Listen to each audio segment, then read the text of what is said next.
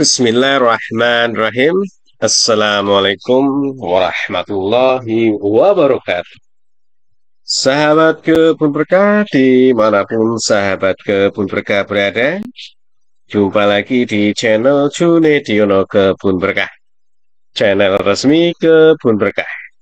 Kebun Berkah sendiri merupakan suatu wadah informal yang terdiri dari penyuluh kehutanan maupun pertanian, baik yang masih sebagai aparatur sipil negara atau ASN maupun yang sudah purna tugas. Dan ada juga penyuluh yang bukan ASN, namun beliau-beliau sangat semangat, sangat berdedikasi di dalam melakukan penyuluhan, terutama penyuluhan kehutanan kepada masyarakat. Mereka bergabung di dalam suatu wadah yang disebut sebagai Penyuluh Kehutanan Swadaya Masyarakat (PKSM). Dan di Kebun Berkah juga terdapat petani baik yang secara individual maupun yang sudah bergabung di dalam kelompok tani. Ada Pak Abdullah, beliau adalah ketua kelompok Gakpoktan atau Babakan Surya Tani yang bermarkas di Kampung Pasir Tengah, Desa Sukaharja, Kecamatan Cijeruk, Kabupaten Bogor. Pak Abdullah melalui Poktan Babakan Surya Tani membuat atau membentuk satu wadah yaitu Saung Kebun Berkah. Dan Saung Kebun Berkah ini merupakan suatu wadah untuk membudidayakan tanaman hias aroid, yaitu tanaman hias yang memiliki keindahan pada daunnya, seperti aglaonema, anthurium, dan jenis-jenis lainnya. Dan alhamdulillah, Saung Kebun Berkah juga telah bermitra dengan petani-petani kecil di sekitar Desa Sukaharja, seperti Desa Ciapus, ada Desa Taman Sari, dan bahkan sudah bermitra dengan petani-petani tanaman hias di daerah Puncak Bogor, Kecamatan Megamendung, Kecamatan Cisarua, maupun Kecamatan Ciawi. Di Kebun Berkah juga terdapat kelompok tani hutan sumber rezeki di bawah pimpinan Bapak Soleh Iskandar. Kelompok tani hutan sumber rezeki melakukan pengelolaan lahan dengan menanami tanaman-tanaman kehutanan dengan pertanian, atau kita sebut dengan istilah agroforestry. Ada tanaman akasia, ada tanaman sengon, ada tanaman jahe, cabai, pisang, dan sebagainya. Ada juga KTH kelompok tani hutan sadar tani muda yang dipimpin oleh Kang Ian. Ini ada di Gadog, Ciawi, yang membudidayakan lebah madu.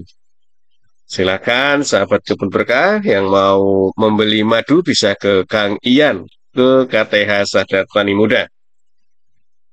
Ada juga komunitas-komunitas seperti Saung Nata Buana yang mengedukasi, memberi pendidikan terkait dengan budidaya madu, desa wisata, dan lain sebagainya kepada sahabat Kebun Berkah. Baik, sahabat Kebun Berkah, dimanapun sahabat Kebun Berkah berada, jumpa lagi di channel Junediono Kebun Berkah. Masih kita membicarakan terkait dengan tanaman langka Indonesia dan buah lokal Indonesia. Kali ini akan berbicara terkait dengan matoa, yang merupakan buah asal Papua. Namun sebelum membahas terkait dengan matoa, kami berharap sahabat Kebun Berkah berkenan untuk meramaikan channel Junediono Kebun Berkah. Mudah-mudahan dengan sahabat Kebun Berkah meramaikan channel ini dengan cara subscribe, komen, tonton, like, dan share. Mudah-mudahan bisa dikenal channel ini dan Dengan dikenalnya channel ini, program-program pemerintah terutama terkait dengan kehutanan bisa diketahui oleh masyarakat dan bisa tepat sasaran. Harapan yang kedua adalah apabila channel Junediono Kebun Berkah ini dikenal, maka produk-produk petani kebun berkah bisa diketahui dan bisa mudah-mudahan laku dijual atau dibeli oleh sahabat kebun berkah semua, sehingga bisa meningkatkan pendapatan para petani di kebun berkah. Baik sahabat kebun berkah, terkait dengan buah matoa ini, ada beberapa literasi yang akan kami sebutkan sebagai narasi dan akan kami sampaikan atau kami bacakan terkait dengan literasi tersebut. Baik sahabat kebun berkah, untuk lebih memahami terkait dengan matoa ini, tentunya kita harus mengenal apa sih matoa itu. Salah satu literasi yang pertama yang akan kami sampaikan adalah literasi dari www.id.wikipedia.org dengan judul Matoa. Di sini bahwa matoa diklasifikasikan secara ilmiah yang terdiri dari kerajaan adalah plantae, ordonya adalah Sapindales, familinya adalah Sapindaceae, genusnya adalah Pomatia, dan spesiesnya adalah Pometia pinnata. Pometia pinnata, ini adalah nama spesies dari matoa. Matoa atau Pometia pinnata merupakan tanaman yang tersebar secara luas di Asia Tenggara, Asia Selatan, dan Melanesia. Pohon matoa tergolong besar dengan tinggi rata-rata kurang lebih 18 meter dan berdiameter rata-rata maksimum 1 meter. Pohon matoa umumnya berbuah sekali dalam setahun. Biasanya pohon ini berbunga pada bulan Juli sampai Oktober dan berbuah 3 atau 4 bulan kemudian. Penyebaran buah matoa di Papua hampir terdapat di seluruh wilayah dataran rendah hingga ketinggian kurang lebih 1.200 meter di atas permukaan laut. Pohon ini tumbuh baik pada daerah yang kondisi tanahnya kering atau tidak tergenang dengan lapisan tanah yang tebal. Iklim yang dibutuhkan untuk pertumbuhan yang baik adalah iklim dengan curah hujan yang tinggi di atas 1.200 mm per tahun. Matoa juga terdapat di beberapa daerah di Sulawesi, Maluku, dan Papua Nugini. Dan buah matoa memiliki rasa yang manis. Ada 3 jenis matoa, yaitu Pometia pinnata, Pometia coriaceae, dan Pometia acuminata. Pohon yang menghasilkan buah matoa hanya matoa jenis Pometia pinnata. Adapun secara morfologi, bahwa matoa yang ada di Papua memiliki 2 jenis, yaitu matoa kelapa dan matoa papeda. Ciri yang membedakan keduanya adalah terdapat pada tekstur buahnya. Matoa kelapa dicirikan dengan daging buah yang kenyal seperti rambutan Aceh, diameter buah 2,2 sampai 2,9 cm dan diameter biji 1,25 sampai 1,4 cm. Sedangkan matoa papeda dicirikan oleh daging buahnya yang agak lembek dan lengket dengan diameter buah 1,4 sampai 2 cm. Tanaman ini mudah beradaptasi dengan kondisi panas maupun dingin. Pohon matoa juga tahan terhadap serangan hama maupun penyakit. Adapun cara pembudidayaannya, menurut situs ini bahwa budidaya pohon matoa dapat dikembangkan dengan cara, yaitu secara generatif dengan melalui biji, dan cara vegetatif melalui cangkok maupun sambung. Sahabat kebun berkah, jika berminat untuk pembudidayaan matoa secara vegetatif lebih disarankan karena cepat menghasilkan buah dengan kualitas yang bagus, baik rasa maupun ketahanan pohon terhadap penyakit maupun hama. Pilihlah salah satu cabang pohon yang unggul, setelah itu disayat kulitnya untuk menghilangkan kambiumnya. Tutup sayatan pohon cabang matoa dengan tanah yang dibungkus dengan plastik atau sabut kelapa. Biarkan cangkokan sampai mengeluarkan akar. Setelah cangkukan mengeluarkan akar, potong lalu pindahkan ke polybag yang telah diisi dengan media berupa tanah yang gembur maupun pupuk kandang. Untuk budidaya matoa secara biji, maka semailah biji matoa yang berasal dari buah matoa yang sudah tua. Biarkan bibit sampai memiliki tinggi batang sekitar 10-15 cm, kemudian pindahkan ke polybag. Rawat bibit sampai tinggi batang sekitar 40-50 cm sebelum ditanam di tanah lapang. Kekurangan penggunaan media polybag adalah tidak menghasilkan buah yang optimal karena ruang tumbuh terbatas. Pohon matoa akan tumbuh optimal apabila ditanam di tanah secara langsung. Buat lubang tanah dengan ukuran 50 x 50 cm dengan kedalaman 60 cm. Dan lubang ini disesuaikan dengan kondisi lahan sahabat kebun berkah. Isi lubang tersebut dengan media tanam, yaitu tanah dan pupuk kandang, ataupun bisa juga ditambah sekam bakar dengan kedalaman sampai 2/3 bagian lubang terisi. Sebelum lubang ditanami, biarkan lubang terlebih dahulu selama kurang lebih 1-2 minggu agar pupuk kandang meresap sempurna dan kondisi tanah stabil.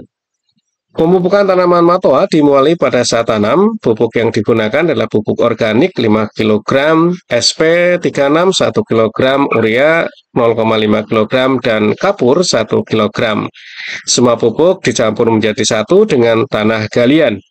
Bagian atas dibiarkan selama 4-6 hari, kemudian ditanami dengan bibit matoa.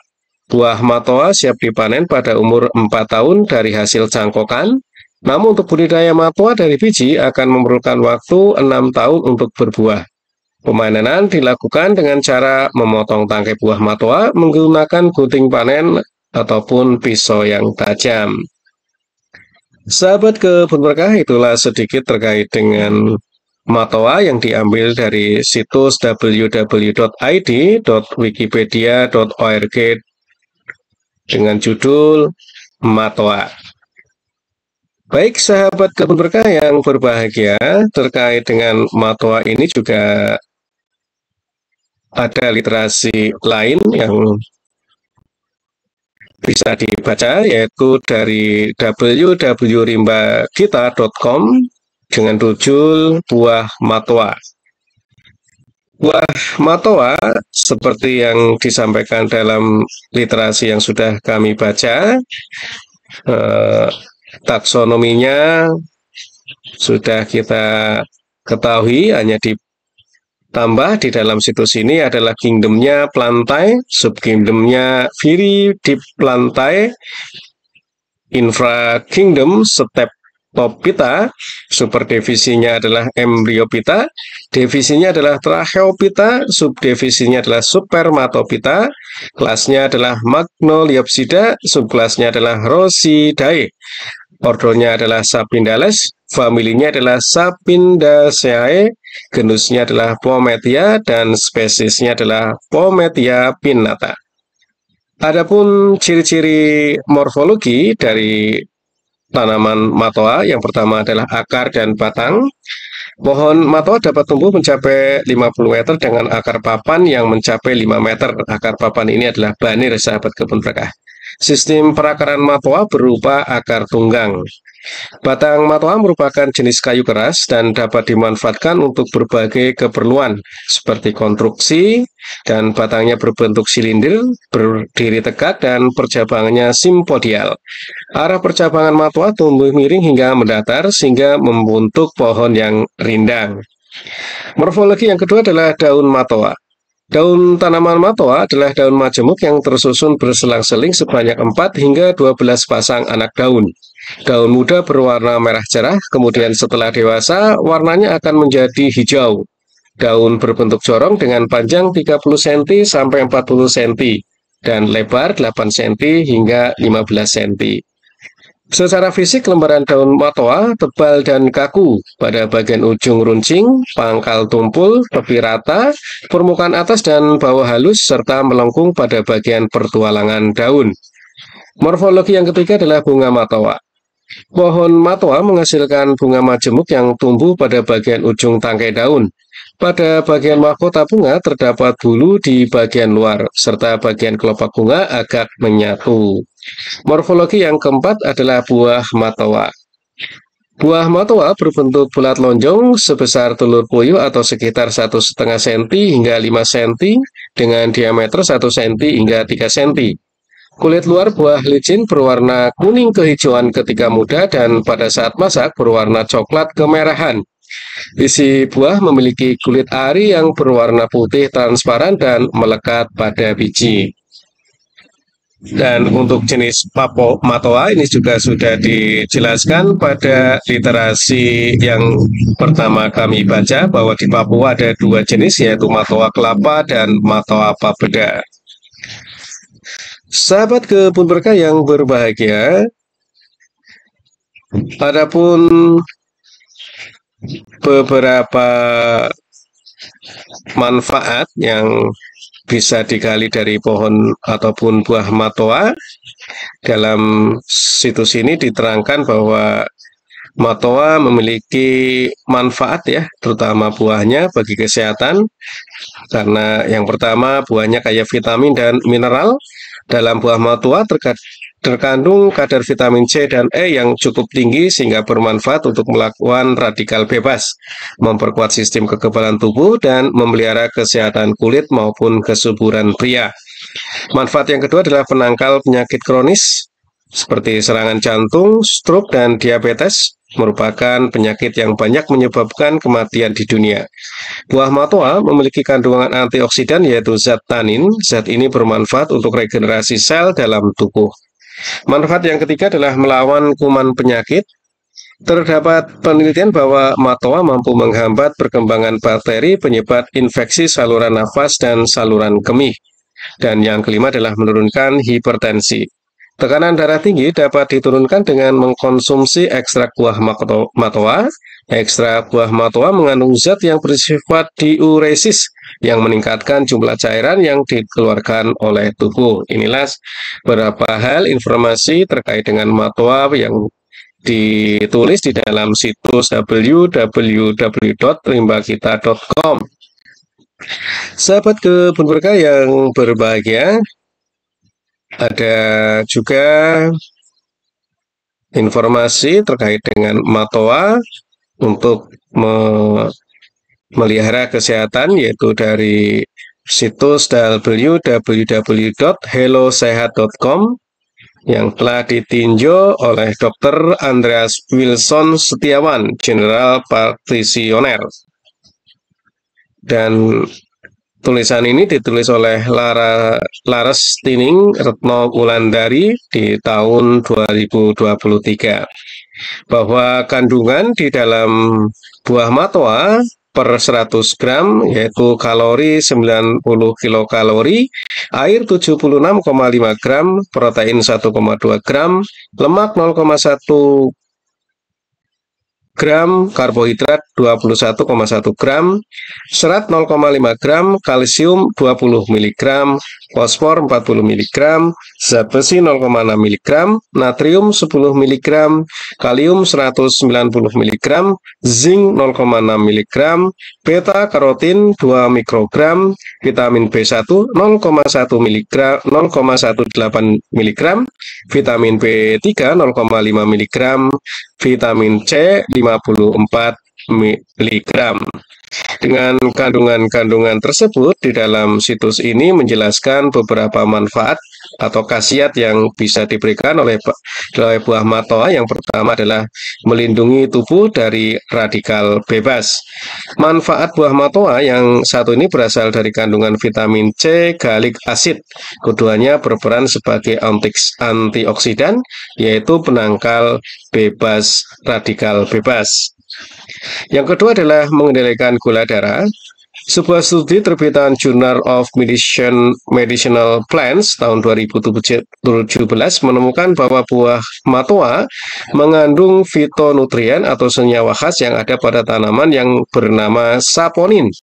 Saponin berperan untuk menghambat kerja enzim alfa-glukosidase atau enzim yang menghambat penyerapan gula di usus. Selain itu, kandungan seratnya memberikan lapisan di usus yang mengurangi penyerapan kadar gula. Alhasil, gula darah tak melonjak drastis sehingga berpotensi sebagai anti diabetes. Manfaat yang ketiga adalah buah matoa juga berguna untuk melawan penyakit infeksi. Penelitian berjudul Extraction of Fruit Peels of Pomethia pinnata menunjukkan kulit buah ini dapat menghambat perkembangan bakteri penyebab infeksi saluran nafas dan saluran kemih seperti E. coli, S. aureus, dan B. cereus. Daging buah ini juga mengandung saponin yang bekerja dengan cara merusak bakteri. Namun penelitian terhadap manfaat daging buah matoa sendiri memang masih terbatas. Manfaat yang keempat adalah menurunkan tekanan darah. Manfaat yang tak terduga lainnya dari buah matoa yaitu membantu mengontrol tekanan darah. Buah ini mengandung kalium yang tinggi yang berguna untuk membuang kadar natrium berlebih melalui urin. Natrium merupakan mineral yang ada pada garam dan memicu tekanan darah bila dikonsumsi berlebih.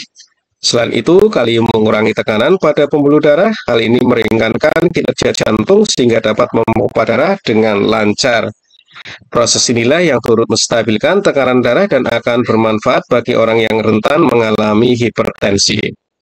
Manfaat yang kelima adalah meningkatkan daya tubuh.